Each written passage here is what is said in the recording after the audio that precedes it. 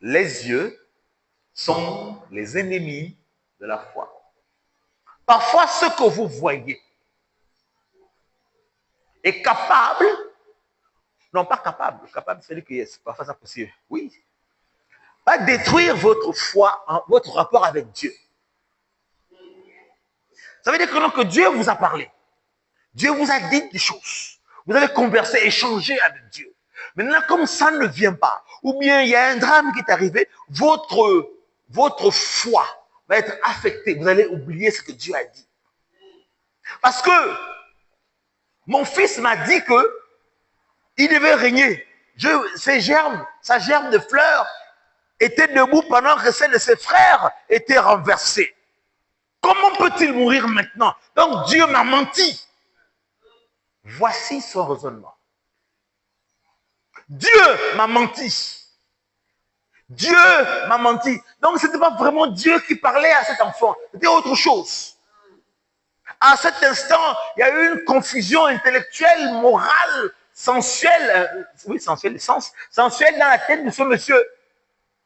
Non, pas sensuelle de... On dit comment? Psychologique, merci. Une confusion psychologique dans la tête de ce monsieur. Il ne savait plus quoi croire. Est-ce qu'il fallait qu'il regarde l'habit de son fils qui était plein de sang, ou bien il fallait qu'il se rappelle de ce que son fils lui disait? Les yeux. Les yeux. Pourquoi tu es comme ça? Organe de la vue. Pourquoi tu fais ça? L'ennemi de la foi, ce sont vos yeux.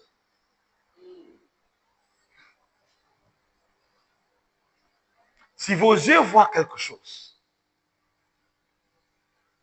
et si votre foi n'est pas assez stable, bon, c'est pas assez stable. Ça veut dire que Isaïe, c'est Isaïe, non? Le père de Joseph, c'est qui? Jacob. C'était quand même un grand homme de Dieu. C'est le monsieur qui s'est battu, je crois, avec l'ange. C'était quand même un grand homme de Dieu. Donc, en fait, ce n'est pas foi assez stable. C'est un homme de l'esprit. Mais les yeux ont trahi. Les yeux, et c'est que ses frères ont dit. Il est mort. Il y a une bête de champ, un lion, un ours, un éléphant, ce que vous voulez, qui est sorti et puis qui a mangé ton fils. Oui, vous disiez? Il t'a fait confiance. Oui.